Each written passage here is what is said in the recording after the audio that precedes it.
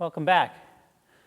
In this session, we're going to talk about the relationship between worldview and development. And I have here a tree, a picture of a tree.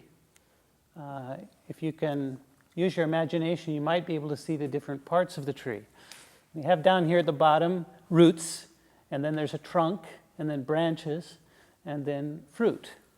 We're going to call this tree our culture tree, and we're going to look at four aspects of culture, four aspects of life in our community that we all share together.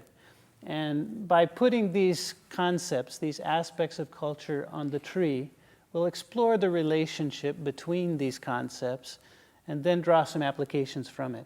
So I've asked Debbie if she would come, and she's got four words, four different aspects of culture, and she's going to try to correlate them to different parts of the tree. She's going to tell us why she makes the choices she makes. Okay, looking at the tree, I would place my values where the roots are, and that would be the basis of my beliefs. Based on my beliefs, then I would have my consequences be where the branches are, because I would suffer consequences or encounter consequences based on my beliefs. And depending on my consequences, then I would adjust or modify my behavior based on what my consequences are. All right, very good.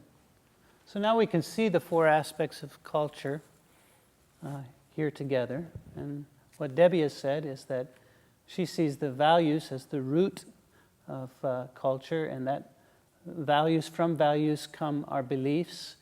Our beliefs lead to certain consequences, and these consequences inform our behavior.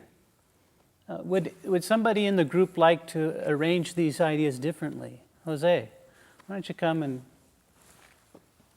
I see it a little differently. I would say the basis would be our beliefs, the way we think, our ideas would be what determines our values. How we think would determine what we value things at. And then our values would determine how we conduct ourselves, so that would be our behavior. And I believe that our behavior always has consequences. Okay. So you've arranged things a little differently. You put beliefs down there at the foundation, and from belief flows a values system, values, and our values inform our behavior, and behavior has consequences. This is good. I'd like to give an example from real life and explore further the relationship here. When I went to Papua New Guinea back in 2000, I went to the Eastern Highlands with the district health officer, and we looked over his district, and he said to me that the government had been trying for 3 decades to get the people in that area to use latrines.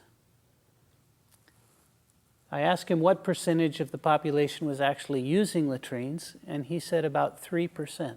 After 3 decades, 3%. I said, why? He paused and he thought. He said, everyone who's using latrines is a dedicated Christian. And then he told me, traditional belief here says that there are evil spirits that inhabit human waste and that hide in dark corners. Well, if you build a latrine, you're building dark corners to contain human waste. You're building a spirit house that nobody wants to go into. So from that story in Papua New Guinea, what were the beliefs that you see at work?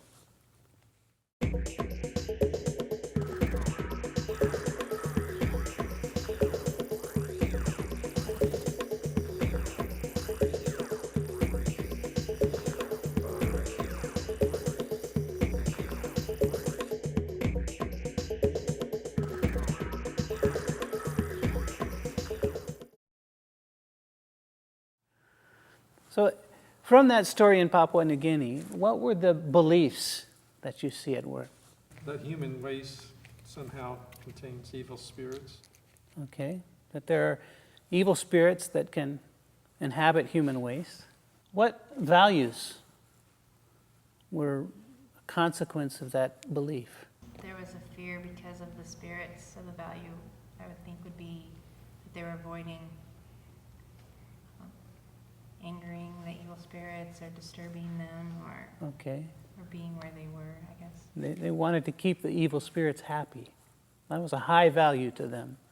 Didn't necessarily want to encounter them in a dark place. Right? So how did that affect their behavior? The locals refused to build or use latrines. Okay. And what were the consequences of that? Well, the consequences were that only 3% of the people used the latrines. Okay. Just 3%. And because only 3% used latrines, what might you expect would be the result in the community? Yeah. Illness and disease would probably be a lot greater. And that was the problem that the government had identified and what they were trying to work on by encouraging the people to build latrines, is that, latrines contain human waste and stop the spread of disease.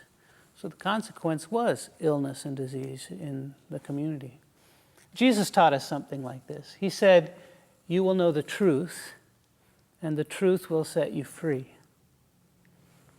And we can't separate the truth of God from our own personal development in our walk toward Him and becoming what He wants us to be. And so what I want you to do in your small groups at home is to continue to explore together this idea, this relationship between the truth of God and our beliefs and our own personal development.